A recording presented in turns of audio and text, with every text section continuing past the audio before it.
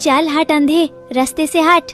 खबरदार कालू भाई, आज मेरा बेटा देख नहीं सकता। इसका जिम्मेदार आपका बेटा है और आप उसका मजाक उड़ा रहे हैं। याद रखिएगा, वक्त बदलते देर नहीं लगती।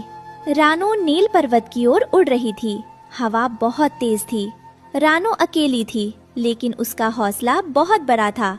बस थोड़ी दूर और रानो, हिम्मत मत हारना, कुकू तुम्हारा इंतजार कर रहा है। नील पर्वत पर बहुत ठंड थी। रानो के पंख जमने लगे थे। तेज हवा उसे पीछे धकेल रही थी। हू रानो एक चट्टान के पीछे छिप गई। उसके शरीर में ताकत नहीं बची थी, लेकिन बेटे का चेहरा याद आते ही उसने फिर उड़ान भरी। रानो ठंड से जमने ही वाली थी कि वो बेहोश होकर बर्फ पर गिर गई। तभी वहाँ एक सफेद भालू आया। अरे, ये नन्ही चिड़िया यहाँ इतनी ठंड में क्या कर रही है? ये तो मर जाएगी। भालू ने रानो को उठाया और अपनी गुफा में ले जाकर आग के पास रखा। रानो को होश आया। धन्यवाद भालू दादा, आपने मेरी जान बचाई। मुझे नागिन की गुफा तक जाना है। बेटी, तुम बहुत बहादुर हो। नागिन की गुफा उस काली पहाड़ी के पीछे है। संभल कर जाना, वो बहुत चालाक है। मेरा आशीर्वाद तुम्हारे साथ है।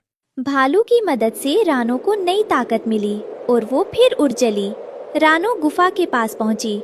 वहाँ हड्डियों के ढेर लगे थे। तभी अंदर से एक भारी आवाज आई। कौन है जो अपनी मौत के पास खुद चल कर आया है? नागिन माता, मैं एक बदनसीब माँ हूँ। मुझे अपने बेटे के लिए जादुई सुरमा चाहिए। नागिन अपने असली रूप में प्रकट हुई। उसकी आंखें जल रही थीं। जादुई सुरमा? वो बहुत कीमती है रानो। उसके बदले तुम्हें अपनी सबसे कीमती चीज देनी होगी। मुझे तुम्हारी सुरीली आवाज बहुत पसंद है। अपनी आवाज मुझे दे दो और सुरमा ले जाओ।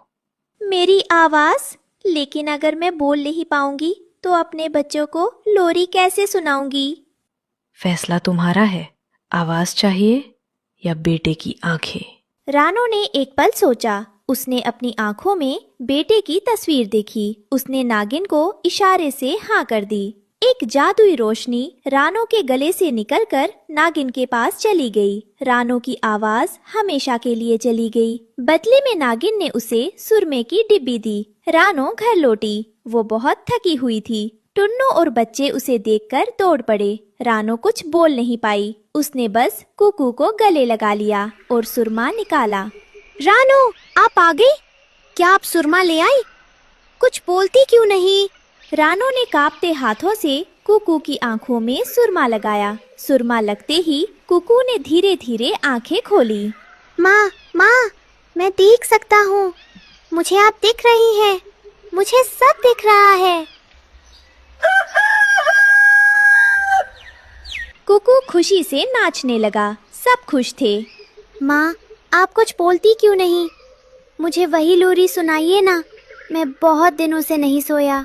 रानो ने मुंह खोला, लेकिन कोई आवाज नहीं निकली। सिर्फ टुन्नू समझ गया कि रानो ने क्या कुर्बानी दी है। बेटा, तुम्हारी माँ ने तुम्हें रोशनी देने के लिए अपनी आवाज खो दी है। अब ये कभी गा नहीं पाएगी। अगली सुबह जब सूरज की पहली किरणें रानो के नए हरे घर पर पड़ी, तो पूरा जंगल एक अजीब सी शांति में डूबा था। रानो चुपचाप अपने बच्चों को दाना खिला रही थी। तभी वहाँ कालू कौवा और उसका बेटा जग्गू आए। कालू का सिर शर्म से झुका हुआ था और जग्गू की आंखों में आंसू थे। रानो बहन, मैं अपनी करनी पर बेहद शर्मिंदा हूँ। मैंने और मेरे बेटे ने कुकू का मजाक उड़ाया, उसे अंधेरे में धकेला। लेकिन जब मैंने सुना कि तुमने अपने बेटे की आंखों के लिए अपनी आवाज तक कुर्बान कर दी, तो मेरी रूह कांप गई। मैं तो एक अच्छा पड़ोसी भी ना बन सका और तुम ममता की मिसाल बन गई। कुकू भाई, मुझे माफ कर दो। मेरी एक शरारत ने तुम्हारी माँ की आवाज छीन ली। मैं बहुत बुरा हूँ। टुन्नू चिरा गुस्से में उन्हें भगाने ही वाला था, लेकिन रानो ने आगे बढ़कर टुन्नू का पंख पकड़ लिया और मना किया। उसने जमीन पर अपनी चोंच से एक लकीर खींची और जग्गू का हाथ कुकू के हाथ में थमा दिया। रानो बोल नहीं सकती थी, लेकिन उसकी आंखों से ममता की ऐसी भाषा बह रही थी जिसे पूरा जंगल समझ पा रहा था। वो चाह रही थी कि बच्चे नफरत को भूलकर दोस्ती का हाथ थामे। कालू कौवा फूट फूट कर रोने लगा।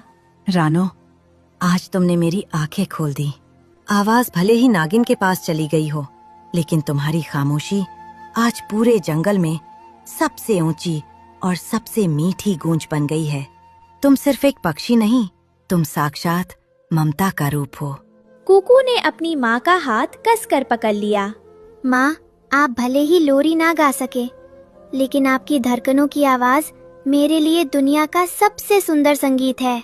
कुकू अपनी माँ से लिपटकर रोने लगा। उस दिन जंगल ले जाना कि माँ की ममता का कोई मोल नहीं होता। इस कहानी से हमें सीख मिलती है कि माँ अपने बच्चों की खुशी के लिए अपना सब कुछ त्याग सकती